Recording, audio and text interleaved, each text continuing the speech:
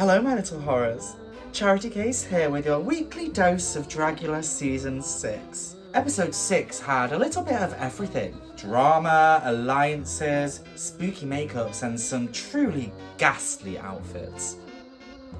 So grab your spell book, light a candle, and let's dive right into that poisonous potion brewing in the cauldron.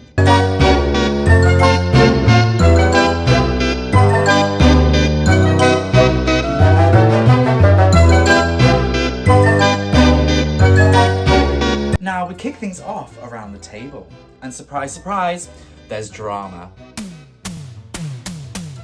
Pie took last week's win, and some of the other ghouls are, well, less than thrilled. Jaria thinks she deserved it for choreographing the group's number, but I still think Pie stood out as the winner. Pie had that extra spark on stage, while Jaria still felt a little bit like a supporting character. Sorry, babe. Then Auntie Heroine appears, safe from the extermination. When Auntie arrives, it is definitely the Auntie show, as they said, but I'm kind of here for it. I'm buying a ticket. Hello, I'm Mr. Jelly. Book me and you will have a fantastic time. It's not her fault she's got the most charisma.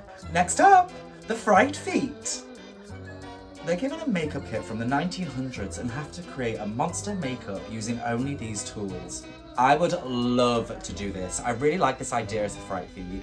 I mean, the no instructions part isn't ideal, but I love the concept of limiting yourself to really old school products. I think that's really interesting. It's actually inspired me to maybe do a YouTube video using a 1900s makeup kit or like just special effects makeup through the ages.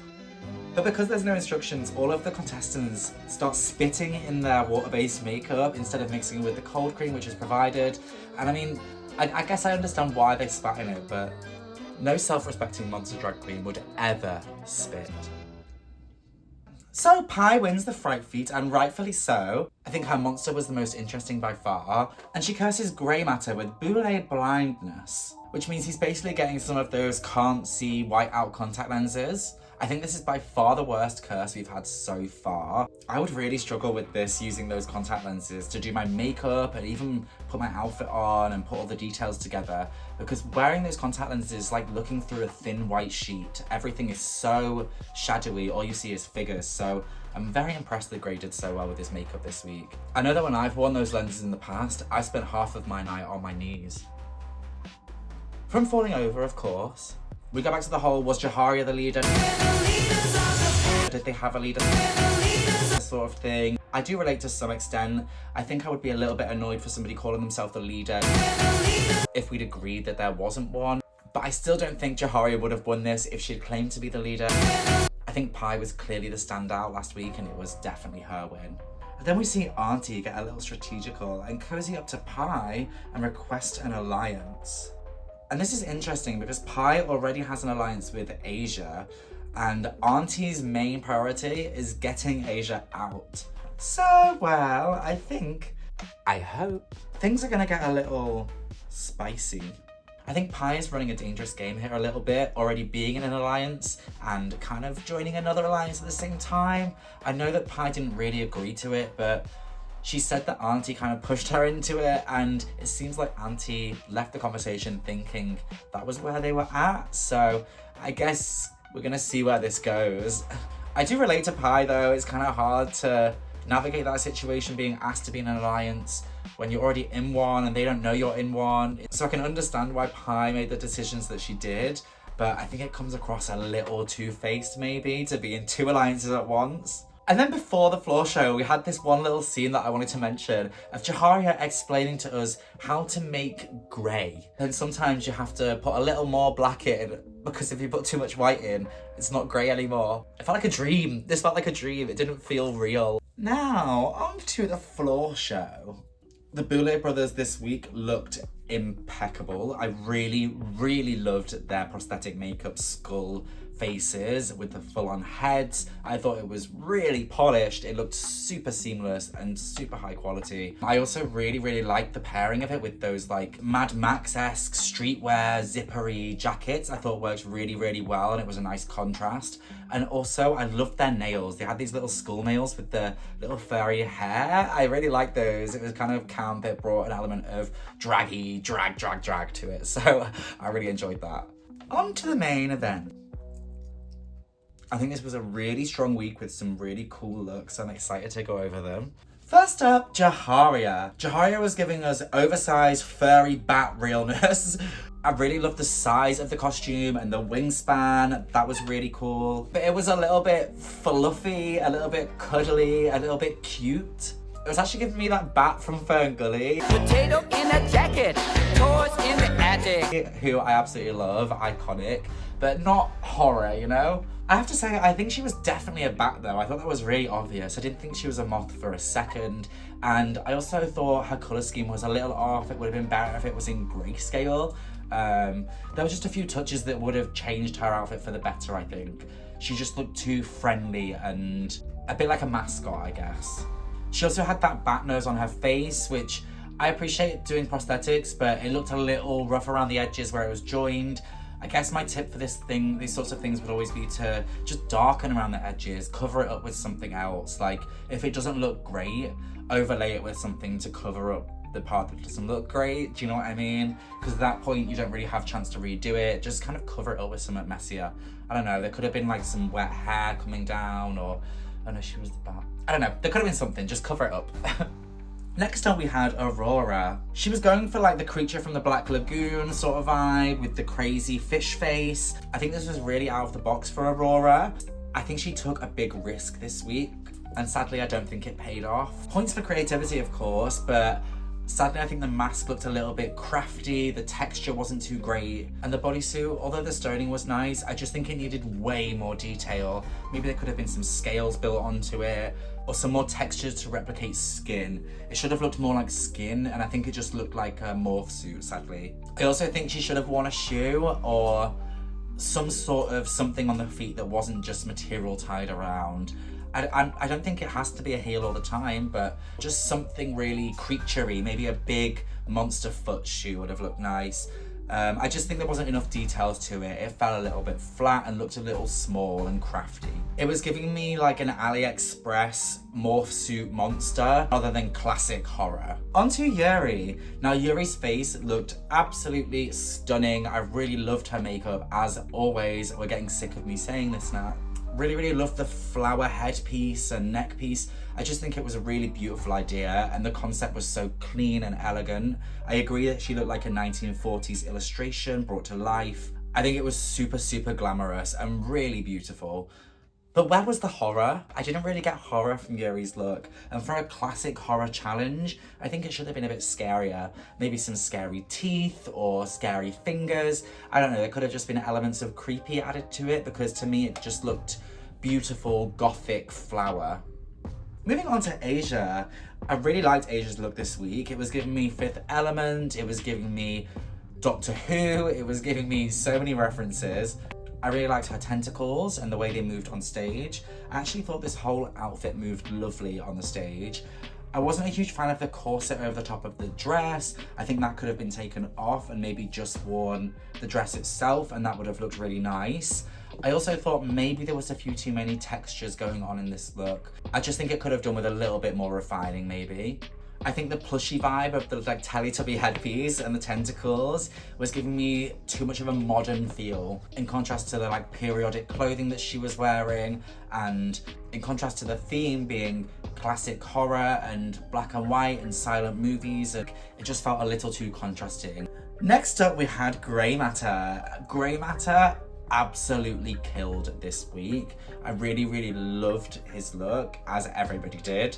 He was a stone cold, fierce gargoyle. I loved his wings. When that illusion came out, I was really impressed. We've seen this illusion a few times in other places on other people before, but I think this was done really well. I think it looked super polished, and I think it's so impressive that he did this without his eyes in. I think the shapes that he decided to use when creating this look really give classic horror, but with a modern twist. And yeah, I think it's just bang on the nail, this one. I really enjoy this look.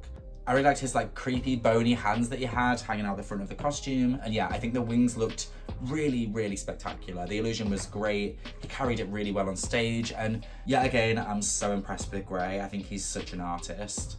Then we had Auntie, who gave us this incredible spider, praying mantis creature, which Oh, again, I was absolutely living for Auntie this week. She was giving me the other mother from Coraline in a vintage silent movie directed by Del Toro, and I absolutely loved it. It was creepy, and I really enjoyed the contrast of the dark black and the white that she had on this look. It was really effective. The pincers, the arms that she had was so cool. The silhouette just looked brilliant, and that stretchy black material that she had as well. It was just really well put together. Again, top level drag from Auntie. I'm not sure what I would even change about this. I'm not sure there is very much to change at all. It was just so good. I also really like the headpiece and the crown coming out of the head and the beads on the eyes. It was just super unsettling. Really effective. So good. Absolutely loved it. And then we had Pie, who decided to take a more playful approach to this theme. She was going for this nightmare shadow creature. I like the idea of approaching horror from a child's perspective. I think that's a really cool place to come from. And I really loved the silhouette. The body was on point. The curly tail that attached to the back was great, but I would have loved to see more feathers. I like the feathers and the tickly vibe. I think it would have been cool if the whole costume was all feathery and furry and tickly. I think her big mascot head is fun. It's big, it's imposing. It kind of gives me like Sesame Street gone wrong rather than classic horror. I would maybe have liked to seen it without the hood and with some crazy scary prosthetics. But again, it looked polished, finished, and well executed as always. Now, the silent movie segment. They had all the monsters like performing their parts just on the main stage. To me, that seemed crazy. Why not slap a green screen behind them and throw them into some black and white old school horror settings? I think it would have looked cool, even if it was like badly done green screen. Of like Grey as a gargoyle with like a church blowing up behind him.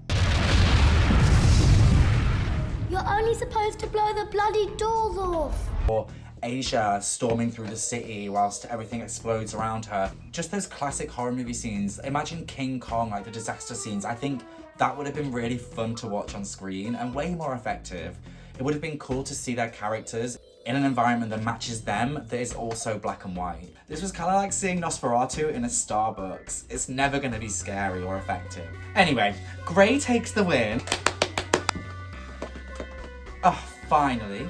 Totally deserved. And Jaria and Aurora end up in the extermination, which I think is right. They probably were the weakest on the stage. And the extermination this week is Vacuum Bed of Death ordeal. It's basically like getting vacuum packed, and honestly, given the opportunity, I'd probably try this. I want to know how it feels. Is that weird? The cauldron this week was super intense. We had Aurora and Jaria at each other's throats.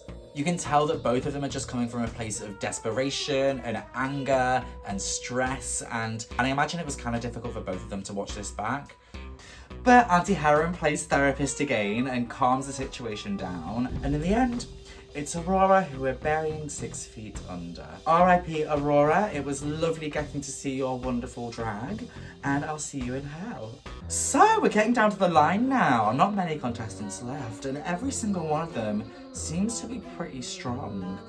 Who do you think is in the running for the win? Let me know what you thought of the looks and the extermination challenge down below in the comments. Thanks for all your support so far. I've had some lovely comments about the drawings that I'm popping up of my reworks of the looks from the show, and that's really fun. I'm really enjoying doing those, so I'm glad that you like them. That's it for this week, my loves. Until next time, stay freaky, stay fabulous, and remember, blood always tastes better after it's been boiled. Oh, I'm so annoyed about last week's video. It's fully ready on my laptop, but I can't seem to export it. It's really winding me up. I've spent so long on it now. I'm just kind of having to give up on it at this point because I'm wasting days and days and days trying to export the video, and it's fully ready to go. I don't know if the file is corrupt or something is wrong with it, but anyway, I've just given up on it at this point. So maybe you'll get episode 5 review at some point in the future, but I wouldn't hold out for it. But it's really annoying because I did all of the drawings of those looks as well, like the redesigns of the snakes and the rats, and I'm really happy with them. So maybe I'll just post them on my YouTube community. Let me know what you think down below. Should I do it?